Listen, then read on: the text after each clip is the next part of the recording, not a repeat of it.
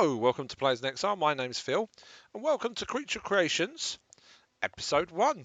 In this episode, what I'd like to look at is a creature I created that was based largely on Audrey 2, I think the character's name is, out of Little Shop of Horrors.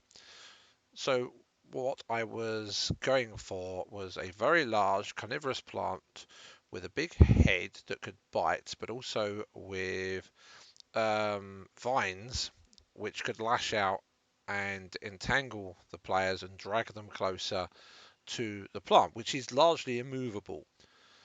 So if we have a look at the character sheet as I designed it, you can see it's got no movement speed. So the idea it would be is sort of locked largely in the middle of the area in which they were trying to attack it. The difficulty there that you're going to find if you do try to run this is that the players could easily outrange it and just kill it from range. So you have to use this in an environment where the players cannot use that range to their advantage. It was designed to be fairly hard to beat. So I gave it an armor class of 16 and a lot of hit points. This isn't something that should go down particularly easy, but it is vulnerable to fire, which means it's going to go down very quickly if they burn it, and they probably will, to be honest with you. But it is resistant to bludgeoning and piercing damage. I took away the slashing because I figured if you're going to slash at a plant, you're probably likely to cut it up. It's got passive perception, so of 13, so that's quite high. And my ruling there was it kind of knew that you were around. Although a lot of players won't have any trouble of rolling stealth higher than 13 to get around that. Didn't give it a challenge rating. I'm not very good at selecting challenge ratings or assigning experience. I use a system of leveling up whereby my players will level up at certain key moments in time rather than through accruing XP by slaughtering monsters. Otherwise they go around harvesting them. Languages: Common, Druidic, Elvish, Sylvan. I kind of envisaged that this could well be a druid that was stuck in this form now for one reason or another. But you could give it whatever languages you wanted to, or none at all. Although it's fun having it speak and telling the player's going to kill them. And now we come to the fun part. We have a multi-attack, so the carnivorous plant makes 2 attacks with its vines. It can also use its tongue or bite. Sounds a bit kinky, that one, but there we go. So the vine has got to reach 25 foot. So this is what I was saying. I wanted it to have, because it was immobile, it needed to have quite a long reach. So I imagined it was able to sort of lash out with its vines. It's got a very high ability to hit and does a fair whack of damage when it does so. And it says that the target is grappled. So if it hits and it does damage, the target is grappled. They can do a strength check, DC 16, to escape. So the vine lashes out, it hits, does its damage, it automatically grapples the player so long as they are a huge or smaller creature. Until the grappling, the carnivorous plant can't use its tentacle on another target, and it states there quite clearly that the carnivorous plant has 4 tentacles, so it can grapple up to 4 different players if it needs to. One thing I probably should make clear there is the intention was that a player would be able to attempt to escape from that at the beginning of their next turn using a strength of DC 16 to bust out. Also, on hindsight, I would probably let other players assist that, though they should be able to assist that anyway and give advantage based on the rules. The other thing I would like to do with these rules, and I may add in, so I can add this whilst I'm sitting here talking to you, so let's add this in. So the target is grappled. Let's move this. You can actually watch me edit this as we go along. It has 4 tentacles, full stop. At the beginning of their turn, a grappled player can make a strength check, DC 16. Should we just correct the word beginning there, to escape the grapple.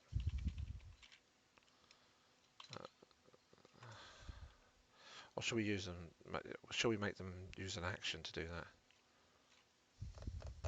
No, we're going to make them use an action. So there we go. A grappled player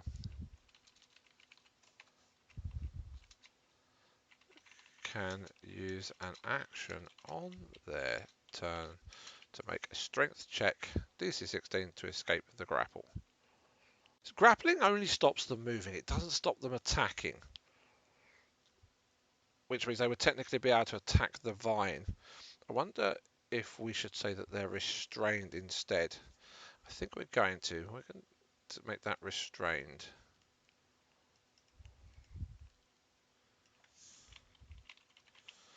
Just one creature. Carnivorous Plant. A restrained player.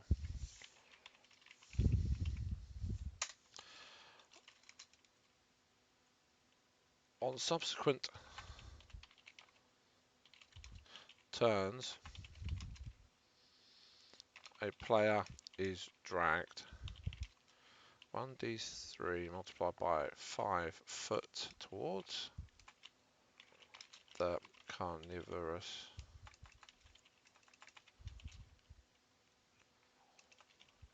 Plant. On subsequent turns, player. No, hold on.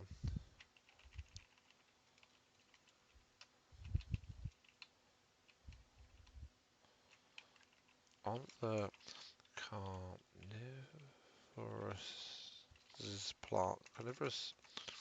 plants.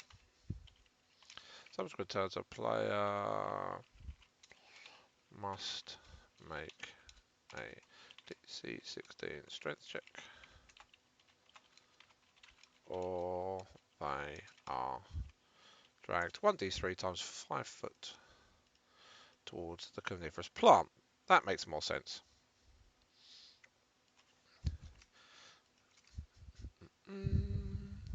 Then we just click on the cog again. If we go up here, we're on to GM. Just going to hit Vine. And then if we hit Vine there, 23 bludgeoning, it's a lot of damage. Maybe we should turn that down to 2d8. The target is restrained if it is a huge or smaller creature. Target is restrained if it is a huge or smaller creature. That should be a full stop there. Let's edit that. Oops.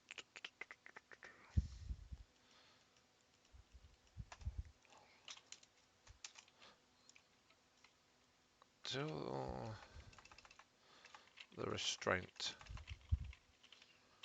ends, the carnivorous plant can't use this tentacle on another target. The carnivorous plant has 4 tentacles.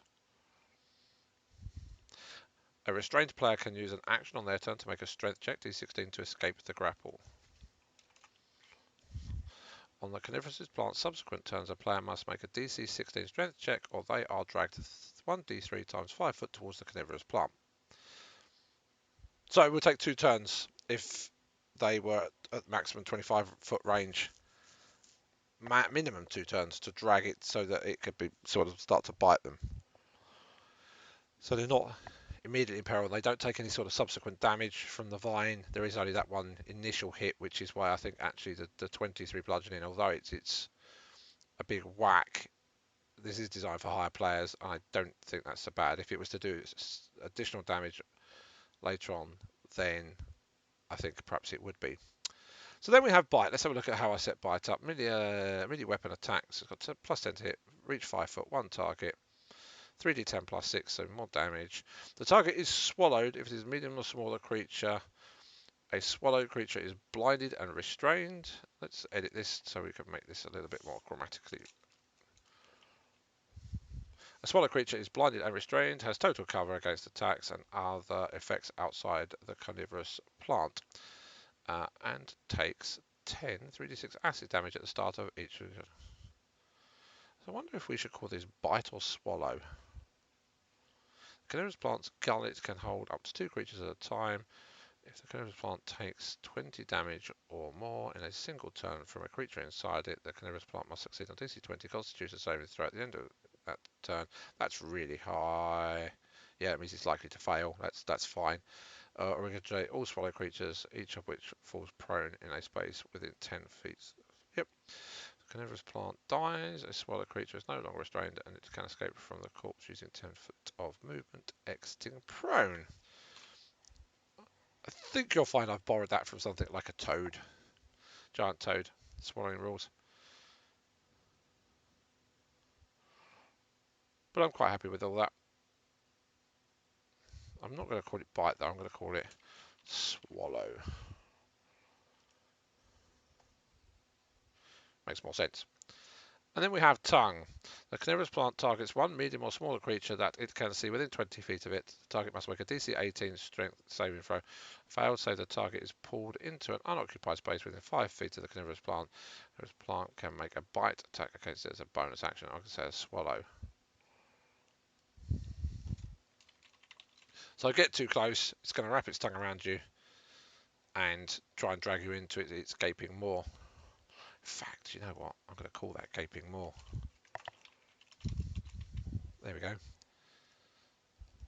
There you go. You've seen me actually edit a monster as I go through and actually think about what I want it to do and how I want it to behave. So the idea of this, as I keep saying, is that it sits in the middle of a space, dominates that space, lashes out with its vines, wraps up players, drags them towards it, and then tries to swallow them. It doesn't actually, when you think about it, do huge amounts of damage. As it noms on the player, it will, as if they're stuck inside its gullet, it will start to burn them with acid. So it can be quite nasty if it manages to get hold of someone and swallow them. Um, if they get too close, obviously it can use its tongue instead of a vine. It's vulnerable to fire, so it is likely to die pretty quickly if they're quite smart about it. You do have to make sure that you sort of crowd control this so that, again, it needs to be in the centre of a room which is probably no more than 50 foot square, and they need to kind of be trapped in there with it. Maybe they fall through the ceiling, perhaps into the area where it is, and so they're in a sort of like maybe a 50-foot diameter pit. I can imagine those sorts of things. It's set up a trap, and that's how they end up in that particular sort of environment. I was just thinking to myself as I was saying that I could see this using all four of its vines to move, and therefore I could give it a speed of say sort of 10 foot, but that would require all four of its vines are available, or maybe I could. So I imagine it walking on its vines if you get the idea as a quadruped. Or I can imagine it using its vines to reach out and drag itself along, even sort of to drag itself up into the ceiling so it's sort of hidden.